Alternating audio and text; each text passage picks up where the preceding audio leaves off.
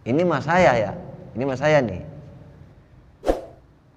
Dulu di logika kita nih, orang yang tepat waktu itu dibilang awal waktu, katanya begitu. Yang disebut dengan awal waktu. Ternyata waktu itu ada 3. Kan di sini kan as-sholatu ala waktiha, sholatlah tepat pada waktunya. Jadi waktu ada berapa? 3. Ada awal waktu, ada pertengahan waktu, ada akhir waktu. Dan semua afdol. 3-tiganya afdol. Jadi di awal afdol, di pertengahan afdol, di akhir juga afdol. Bagaimana waktu yang tepat dia menghadap Allah itu? Waktu yang tepat dia menghadap Allah. Sebab di sini diterangkannya bukan berjamaahnya. Nah itu. Ya kan? Kan hadisnya kan, ya Rasulullah, amalan apa yang paling utama? As-sholatu liwaktiha. Sholat tepat waktu. Bukan berjamaah. Berjamaah bagus nggak? Bagus. Berjamaah bagus. Tapi di sini bicaranya amal yang paling afdol ketika tepat kita sholat waktunya. Bisa di awal, bisa di pertengahan, bisa di akhir.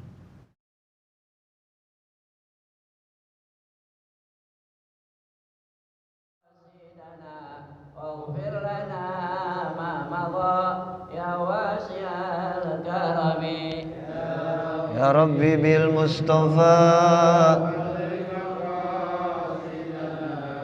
واغفر لنا محمد أشرف الأعراب والعجم محمد خير من يمشي على قدمي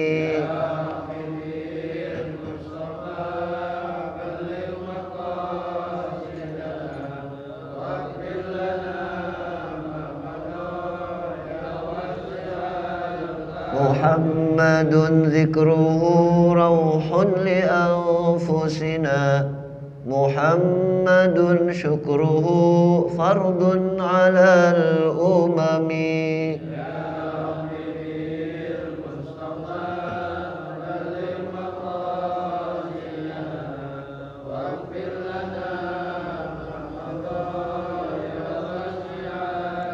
هو الحبيب الذي ترجى شفاعته لكل هول من الأهوال مقتحم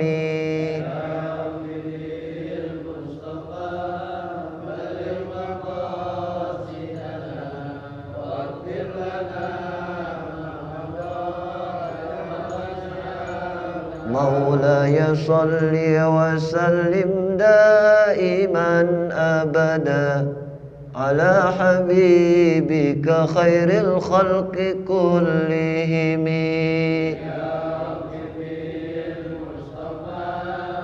بلغ مقاصدنا واغفر لنا ما مضى يا واسع اللهم صل وسلم وبارك عليه وعلى آله. Bismillahirrahmanirrahim. Assalamualaikum warahmatullahi wabarakatuh. Alhamdulillahi rabbil alamin. Wabihi nasta'in ala umurid dunya waddin. Wassalatu wassalamu ala ashrafil anbiya wal mursalin Sayyidina Muhammadin wa ala alihi wa sahbihi ajma'in. Amma ba'du qalu subhanaka la ilma lana illa ma 'allamtana innaka antal alimul hakim wala haula wala quwwata illa billahil aliyyil azim. Rabbi israh li sadri wa yassir li amri wahlul 'uqdatam min lisani yafqahu qawli. Rabbana zidna ilman wa alhiqna bis salihin. Amin ya Allah ya rabbal alamin. Hadratil muhtaramin, para guru, para asatizah, bil khusus guru-guru kita al-mukarram, al-mukhtaram, al-ustadz Khalid Mawardi, matta'anallah bituli hayatihi. Mudah-mudahan selalu sehat walafiat, berkah rezekinya. Juga guru kita Al-Mukarram, Al-Mukhtaram, Al-Ustadz Ferry Sandria, yang selalu merekam pengajian kita, men-share, memberikan dan menyampaikan kepada orang yang tak hadir, bahkan bukan jamaah kita. Mudah-mudahan ilmu yang kita pelajari bermanfaat dunia dan akhirat, menjadi jalan hidayah buat siapapun umat Kanjeng Nabi Muhammad sallallahu alaihi wasallam. Para orang tua, para hujjaj, orang tua kami, Bapak Haji Arju, Bapak Haji Rokib, Bapak Haji Said, Bapak Haji Ayub, Bapak Haji Udin, semuanya bapak-bapak yang istiqomah terus mengikuti pengajian rutin silaturahim malam Rabu, yang mudah-mudahan kita mendapatkan keberkahan dari Allah Subhanahu wa taala. Umur yang diberikan Allah, sisanya ini mudah-mudahan semuanya kebaikan. Mudah-mudahan kita dalam keadaan husnul khatimah. Amin ya rabbal alamin. Puji dan syukur kepada Allah, kembali malam hari ini ringan langkah kita menuju tempat yang paling mulia, yang paling dicintai dan disukai oleh Allah, di masjid. Mudah-mudahan duduk hadir kita berzikir, tahlil, tasbih, membaca suratul Fatihah yang pahalanya kita kirimkan untuk orang-orang tua kita, guru-guru kita yang sudah meninggal dunia mendahului kita. Mudah-mudahan apa yang kita bacakan semuanya diterima dan dikabulkan Allah. Kubur-kubur kedua orang tua kita dijadikan taman dari taman syurganya Allah Subhanahu wa taala. Amin ya rabbal alamin. Salat dan salam selalu dan senantiasa terlimpah curahkan keharibaan alam baginda agung, baginda mulia Nabi Muhammad sallallahu alaihi wasallam, pemberi syafaat, penolong kita di yaumil kiamah, di padang mahsyar, syafaatul uzma.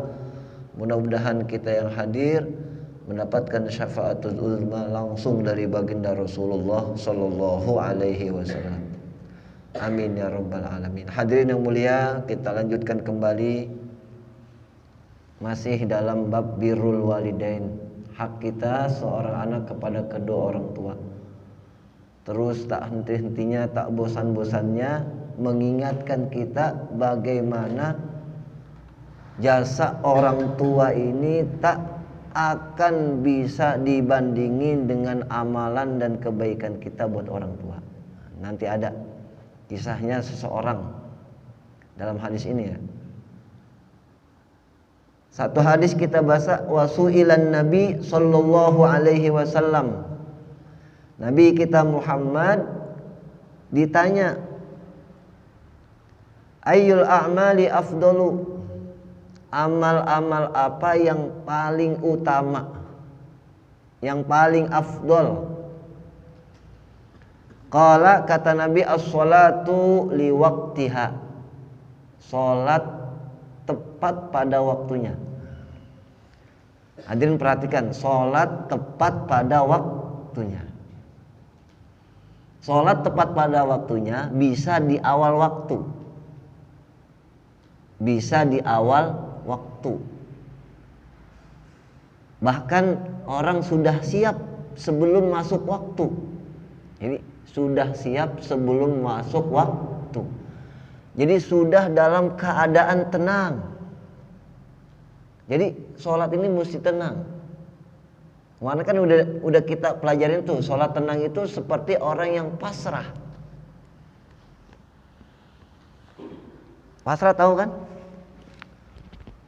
Pasrah ini diapain aja udah ikhlas. Diapain aja udah pasrah. Saya pasrah nih. Mau diapain aja pasrah. Menyerah. Pasrah, berserah. Nyerah kan artinya pasrah tuh. Jadi orang yang memasrahkan dirinya saat dia melaksanakan ibadah sholat. Dia pasrah. Hidupnya, matinya, ibadahnya, semuanya udah dipasrahkan sama Allah. Diapain aja pasrah. Dikasih enak pasrah. Dikasih nggak enak pasrah. Dikasih seneng pasrah. Dikasih yang nggak seneng juga pasrah. Dikasih sehat pasrah. Dikasih sakit juga pasrah. Dikasih kaya pasrah. Dikasih miskin juga pasrah. Itulah yang disebut dengan pasrah. Bukan saat senengnya, tapi begitu susah dia nggak pasrah. Dia kecewa, gerutu, ngedumel, bahkan menyalahkan Allah. Makanya kalau kita dikatain orang, dicaci maki orang, biasa, pasti banyak celah yang kita punya. Jangankan kita, Nabi kita Muhammad yang sempurna banyak hinaan, banyak caci makian. Bahkan Allah aja masih ada yang ngatain Allah nggak adil. Tuh. Karena saking dia nggak pasrahnya, waktu dikasih senang dia pasrah, tapi waktu dikasih susah dia nggak pasrah, lupa. Dikasih sehat dia pasrah, tapi waktu dikasih sakit pasrahnya hilang, yang ada kecewa. Jadi dikasih kaya dia pasrah, tapi dikasih miskin enggak pasrah. Maka sholatnya ini mesti memasrahkan diri. Ini bahasanya sholat tepat waktu. Tadi ada yang di awal waktu. Maksudnya awal waktu, sebelum masuk waktu dia udah siap. Sekali lagi, sebelum masuk waktu dia sudah siap. Jadi bukan terburu-buru, bukan tergesa-gesa, bukan ngejar-ngejar dan balapan sama imam. Sedapatnya aja. Sedapatnya aja. Ini mas saya ya. Ini mas saya nih. Dulu di logika kita nih, orang yang tepat waktu itu dibilang awal waktu, katanya begitu. Yang disebut dengan awal waktu. Ternyata waktu itu ada 3. Kan di sini kan as-sholatu ala waktiha, sholatlah tepat pada waktunya. Jadi waktu ada berapa? 3. Ada awal waktu, ada pertengahan waktu, ada akhir waktu. Dan semua afdol.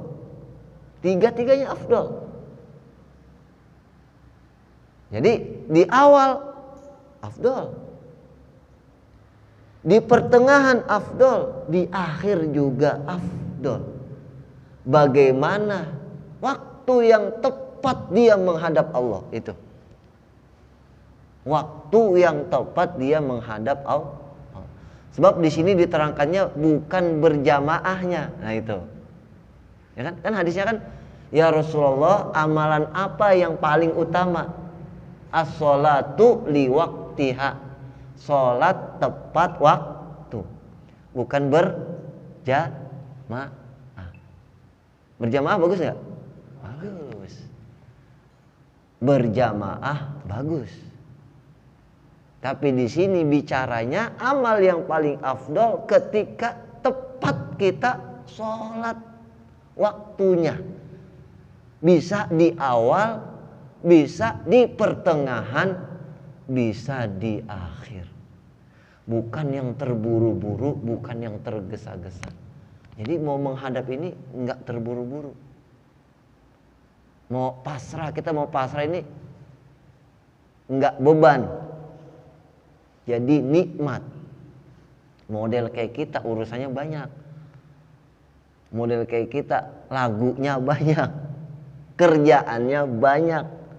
Sibuknya banyak. Meskipun sibuknya yang nggak jelas. Ya, sibuknya ini kalau kata bahasa teman kita nih nggak karu-karuan sibuknya. Tapi itulah yang Allah kasih di mana dan di saat waktu yang tepat itu. Bisa di awal, bisa di pertengahan, bisa di akhir. Begitu kan Ustaz Edison? Emang kita lagi dagang misalkan. Emang kita lagi usaha, lagi kerja. Nggak mungkin ninggalin. Nggak mungkin ngelepasin. Kalau mampu saat tenang silakan. Bisa mampu ninggalin, tenang, pasrah, silakan kerjakan. Tapi kalau masih masuk semua yang lagi kita urusin akhirnya jadi itu tadi nggak pasrah. Jadi sholatnya ini nyampur terpaksa, sholatnya ini wah nggak karu-karuan dah. Mendingan selesaikan dulu. Kalau mampu iman kita tinggalin. Saat itu kita tepat menghadap Allah. Itulah yang disebut tepat pada waktunya. Bisa di awal waktu, bisa di pertengahan waktu, bisa di akhir waktu. Jelas gak nih Pak? Nggak bingung ya? Jadi nggak juga dikatakan, wah saya udah pas nih waktu dan saya berjamaah.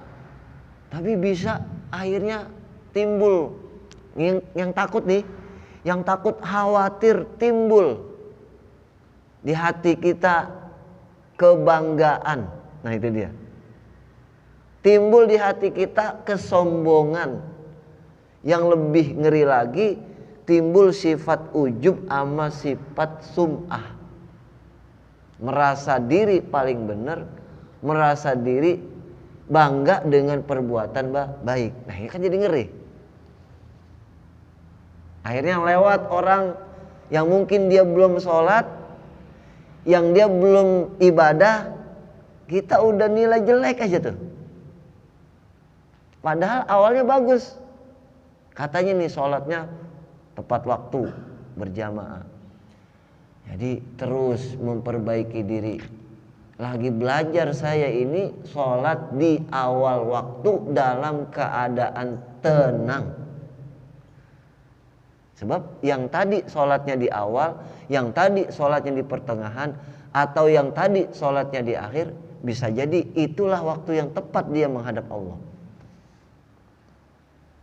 Itulah waktu yang tepat dia menghadap Allah. Ngeri Pak. Jadi orang ini dikasih bisa sholat aja itu anugerah terbesar.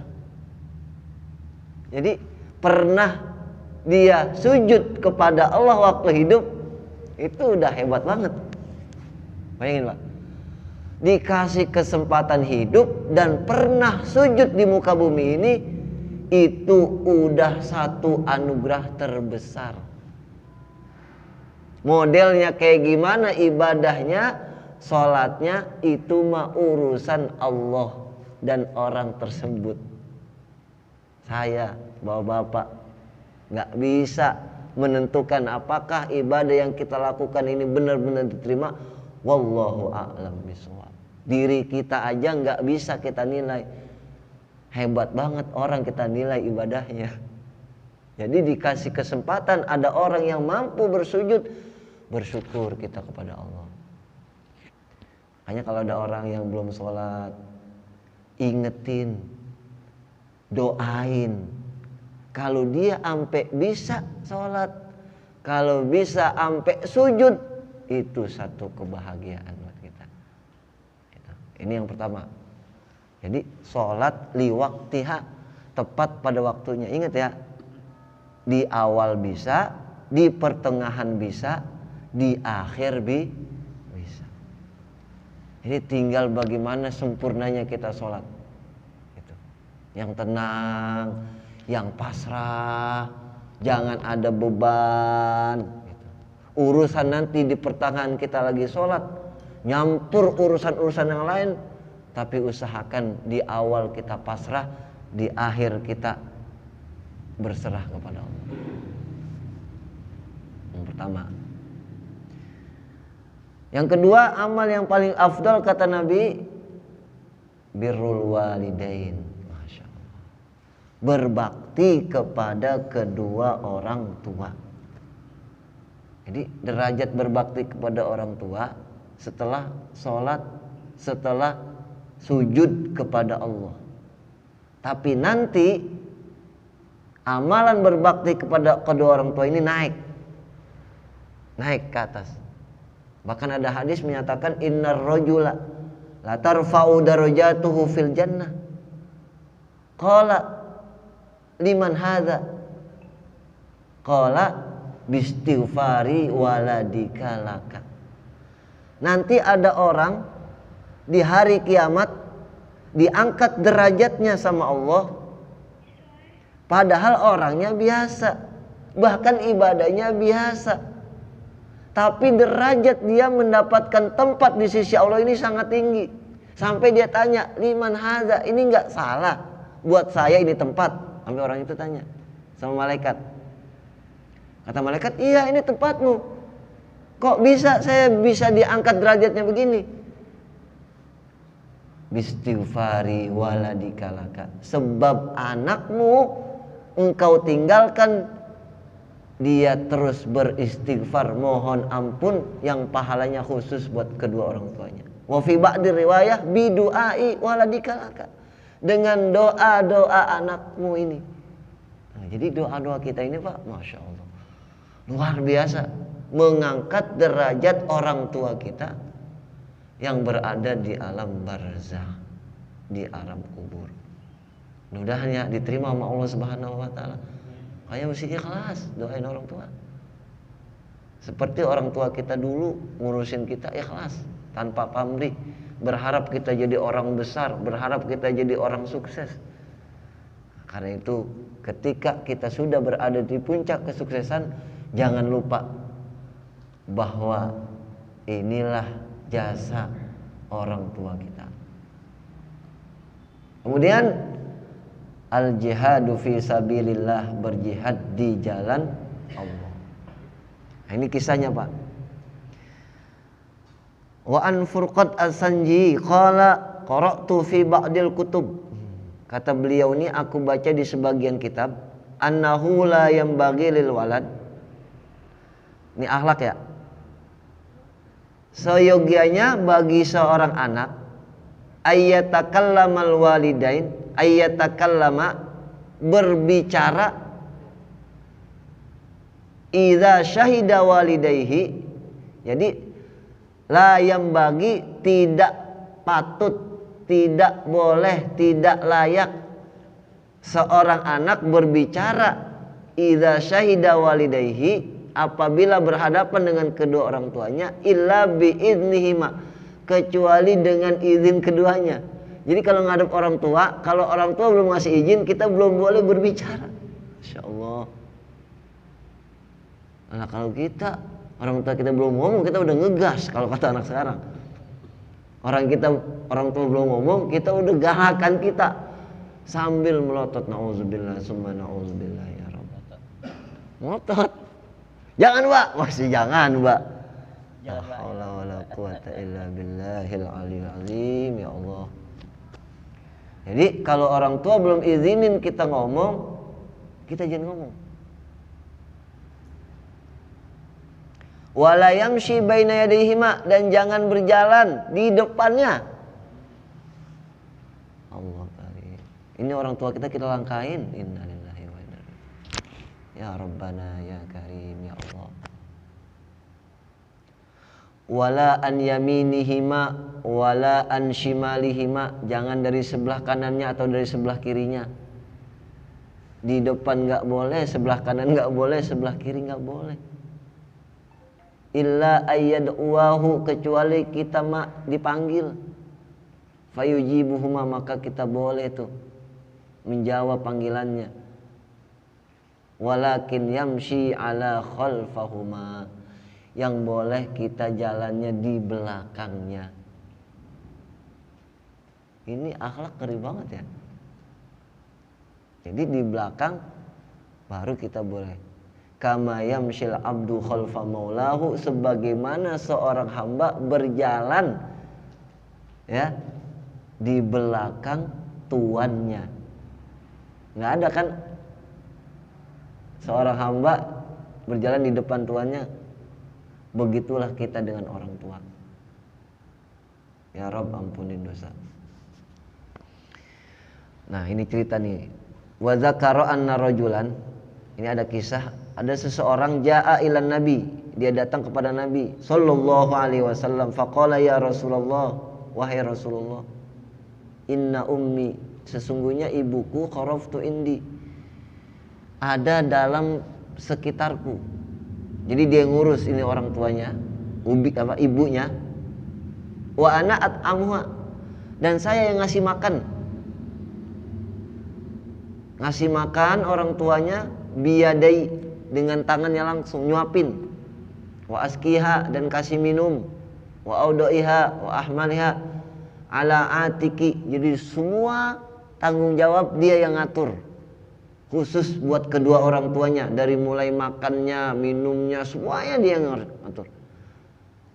Fahal jazaituha, ya Rasulullah, apakah semua yang saya lakukan itu sudah dapat membalas budi jasa orang tua saya?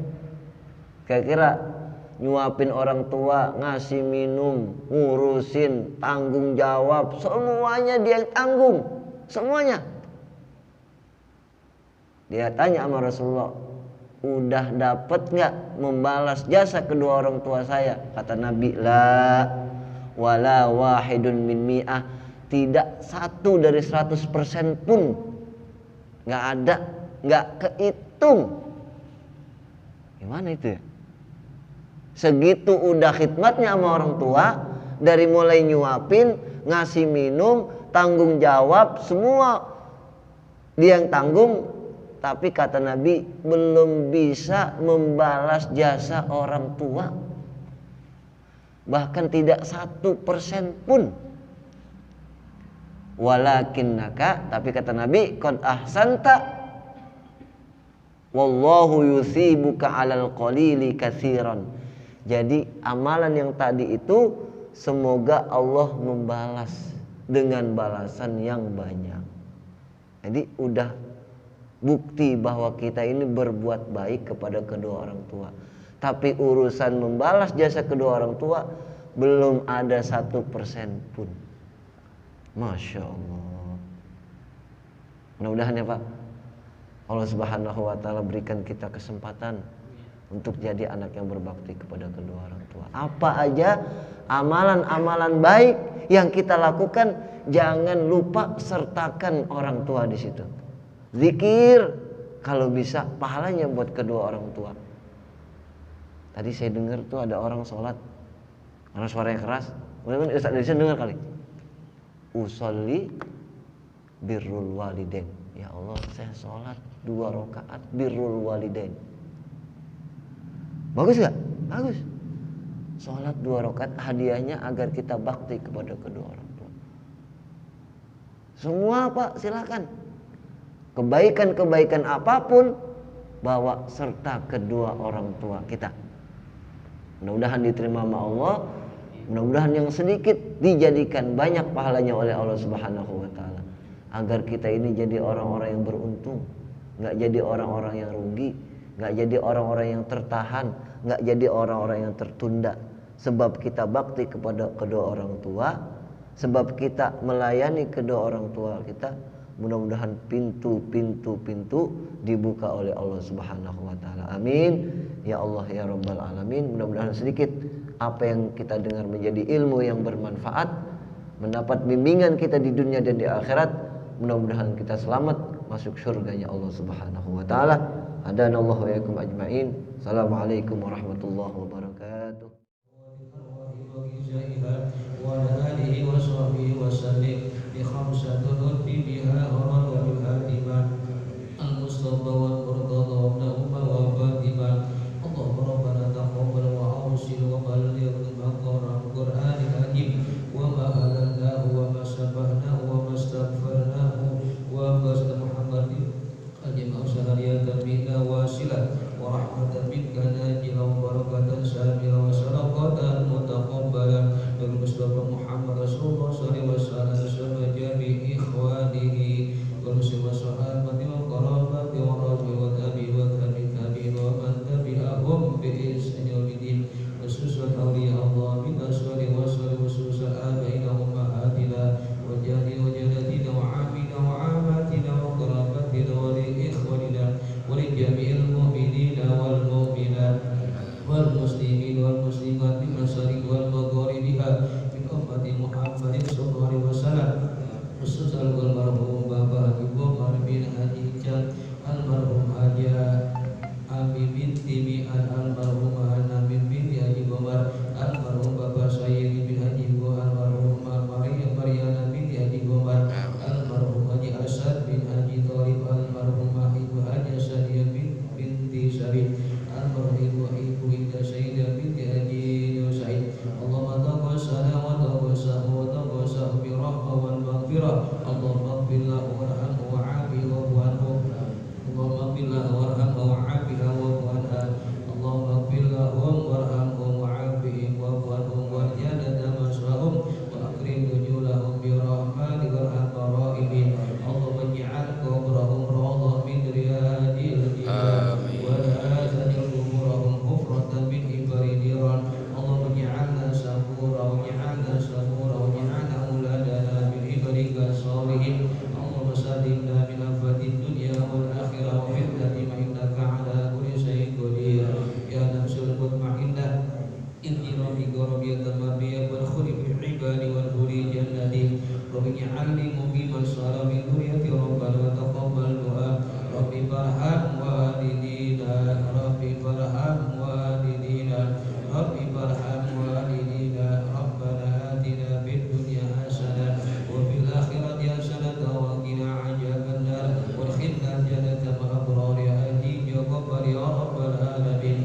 Wa sallallahu Muhammadin wa ala alihi wa sahbihi wa sallam bi fadlika subhanahu